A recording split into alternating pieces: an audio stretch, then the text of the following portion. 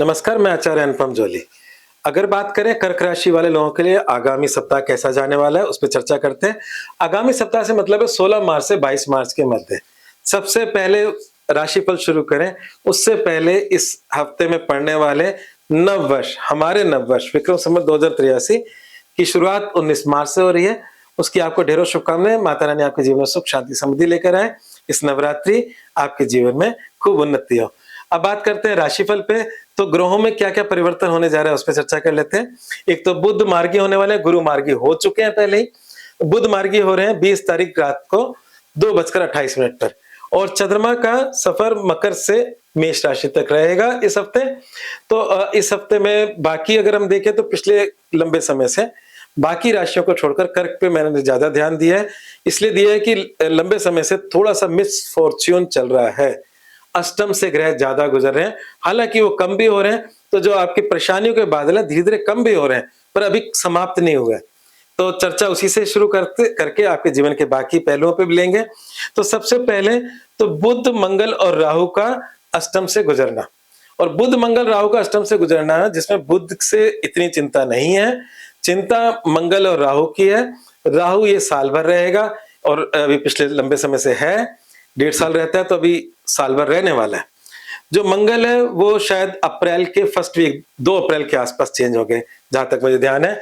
तो 2 अप्रैल तक मंगल यहाँ रहने वाले हैं, और मंगल राहु दोनों पापी ग्रह हैं। मंगल यहाँ कर्क राशि के लिए शुभ ग्रह होता है, पर यहाँ पर अष्टम में राहु के साथ कोई चिंताजनक है। तो हम इसके उपाय करने से ही कुछ हल मिलेगा, अदरवाइज से चीजें थोड़ी सी रिस्की रहेंगी इस हफ्ते भी। और मैं तो अप्रैल तक कहूंगा, ठीक है ना। तो अप्रैल तक जब तक मंगल है तब तक आपको कुछ उपाय करके ही अपने मतलब चीजों को सेटरेट करना होगा। सबसे पहले स्वास्थ्य को लेकर बात करते हैं, और स्वास्थ्य से बात करें तो जिसमें सब कुछ आ जाता है, जिसमें स्वास्थ्य है, नुकसान, तो वो कौन से दिन है जिसमें आपको सबसे पहले केयर करनी है। तो वो है अष्टम चंद्रमा, जो आपके सप्ताह की शुरुआत में आ रहा है। तो जब समय गड़बड़ हो तो उसमें ज्यादा गड़बड़ समय पे हमें ज्यादा संभलना होता है, और वो समय आ रहा है 16 मार्च शाम 6:14 से 18 मार्च रात्रि 11:36। ये जो समय है, चंद्रमा मकर राशि से कुंभ राशि में आ जाएंगे, और कुंभ राशि में बुध मंगल राहु के साथ चंद्रमा हो जाएंगे, जो आपकी राशि से अष्टम राशि है। और यहां से आपके चंद्रमा का जाना बहुत तनाव वाला है। तो आपको बस ध्यान ये रखना है कि 16 की शाम के बाद से 18 की रात्रि तक का जो समय है बीच का, इस समय किसी भी प्रकार का बड़ा जोखिम नहीं लेना, ना स्वास्थ्य से संबंधित, ना धन से संबंधित। ये समय छोटे मोटे एक्सीडेंट, चोरी, नुकसान, आपके रेपुटेशन का नुकसान, पैसे का नुकसान, स्वास्थ्य का नुकसान, इस तरह की बातें दे सकता है, क्योंकि मंगल राहु और बुध के साथ चंद्रमा होंगे। यहां पर एक चतुर्ग्रह योग बन रहा है आपके लिए टेम्परेरी। उसका चंद्रमा वहां से निकल जाएंगे। शेष सप्ताह आपका बहुत ही अच्छा है, चिंता की बात नहीं है। सप्ताह की शुरुआत अच्छी है, एटलीस्ट पहला दिन तो अच्छा है, शाम से गड़बड़ होगी, और आपका शेष सप्ताह आपका 18 तारीख के बाद से अच्छा है।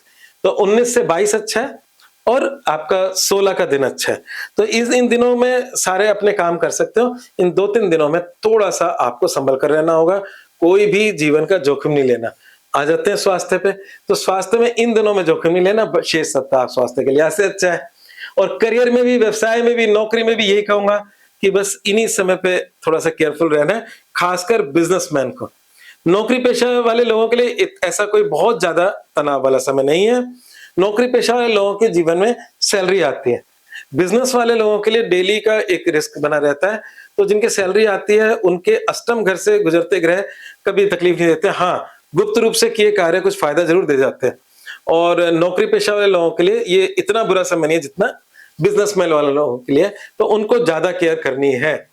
प्रेम संबंधों की बात करें तो मंगल खुद प्रेम संबंधों का स्वामी है कर्क राशि के लिए। वैसे कारक तो शुक्र होता है, पर कर्क राशि वाले लोगों के लिए मंगल उनकी 5वीं राशि का स्वामी है, जो कि अष्टम में राहु के साथ है, जो कि बहुत अच्छी बात नहीं है। तो इस समय प्रेम संबंधों के लिहाज से भी समय कोई खास अनुकूल नहीं है।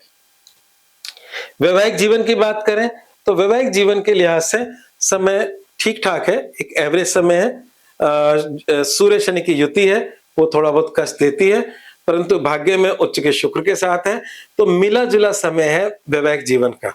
तो वैवाहिक जीवन का हम इसे बुरा भी नहीं कहेंगे, अच्छा भी नहीं कहेंगे, एक एवरेज समय जो हर घर में होता है, वैसा आपके जीवन में चल रहा है। कुछ आपको अपने जीवन साथी से फ़ायदे भी दिख रहे हैं, हो भी रहे होंगे, और थोड़ी बहुत तकरार भी हो रही होगी। तो ये दोनों ही बातें इसके अंदर है, क्योंकि जीवन साथी का लॉर्ड शनि आपके भाग्य भाव में है, उच्च के शुक्र के साथ है। तो ये एक अच्छी कॉम्बिनेशन है। तो मैं यही कहूँगा कि एक मिला-जुला समय है, जहाँ उसके सूर्य आ गया वहाँ थोड़े बहुत कष्ट भी हैं। तो इसलिए ज़्यादा अगर तराजू में तोले 60% इज़ गुड एंड 40% थोड़ा-सा संघर्ष। आगे बात करते हैं शिक्षा की और बाकी समाधान की। तो शिक्षा में भी अभी कुछ अड़चनें चल रही हैं, और जो लोग इस समय ज़मीन, मकान, वाहन की सोच रहे हैं, तो वो समय अभी कुछ समय 1 डेढ़ महीना अच्छा है। तो ज़मीन, मकान, वाहन संबंधी कुछ काम 1 डेढ़ महीने के अंदर हो सकते हैं, और अप्रैल के बाद तो मंगल भी निकल जाएँगे, तब तो और भी अच्छा हो जाएगा। तो मुझे लगता है कि अभी अगर हम प्रयास करते हैं, तो 2-1 महीने के अंदर ज़मीन, मकान, वाहन का सुख भी ले सकते हैं कर्क राशि वाले। सीधा समाधान पर चलते हैं। तो इस पूरी राशि मंडल में अगर कर्क राशि का एक सबसे एकमात्र समाधान करना हो, तो हनुमान जी की शरण, उससे अच्छा कुछ नहीं हो सकता। कलयुग में हनुमान जी की शक्ति रहती है। सुंदरकांड का पाठ करना बहुत लाभकारी होगा। और दूसरी बात यह है कि सुंदरकांड का अगर आप पाठ नहीं कर सकते, तो सुंदरकांड को सुनना भी बहुत लाभकारी होता है। ठीक है, क्योंकि हमारा ऐसा मानना है कि हनुमान जी भी सुनने आती है उसे, मतलब वो पसंद करते हैं सुनना उसे। और दूसरा, हनुमान चालीसा का पाठ आपको नित्य करना है, उससे आपकी समस्याएं बहुत हद तक ठीक हो जाएंगी। और जहां तक मूल मंत्र है, परिवार में अपने संबंध सबसे अच्छे बनाए रखें। कारण ये है कि जब समय गड़बड़ होता है, उस समय परिवार का सपोर्ट बहुत जरूरी है। और आपके परिवार के खाने में केतु बैठे हैं इस समय, और वो दिसंबर में ही चेंज होंगे, तो इसलिए अभी केतु यहीं रहने वाले हैं। तो हम अगर परिवार में चीजें अपने ढंग से मैनेज कर लेंगे, तो बहुत कुछ अच्छा हो जाएगा। क्योंकि परिवार में जब डिस्टर्बेंस होती है और हमारे जीवन में डिस्टर्बेंस होती है, तो वो डिस्टर्बेंस कई गुना बढ़ जाती है। तो मूल मंत्र यही है कि अगर आपको अच्छा जीवन जीना है। अच्छा, दूसरी बात यह है कि अगर आप पिछले कुछ समय से मेरे से लगातार नेगेटिव सुन रहे हो कर्क राशि में, सिर्फ कर्क राशि में, तो उनका समय आगे अच्छा आएगा। तो हमारी जैसे घड़ी की सुई पहले नीचे जाती है, फिर ऊपर आती है, तो हर एक के जीवन में ये फेज निकलते हैं, और जो नेक्स्ट फेज होता है वो बहुत अच्छा होता है। तो ग्रहों के गोचर में ऐसी मान्यता है कि 10-11 को बहुत अच्छा माना जाता है। तो जो 8 से बाहर निकलेंगे ये ग्रह, तो आपके जीवन में तो पहले संघर्ष देते हैं और बाद में आपको आशीर्वाद भी देते हैं। तो अभी संघर्ष का थोड़ा सा समय है, धीरे धीरे वो भी ठीक हो जाएगा। आज बस इतना ही। मेरे चैनल को सब्सक्राइब करना ना भूलें, और मतलब लाइक भी करें, शेयर भी करें। धन्यवाद।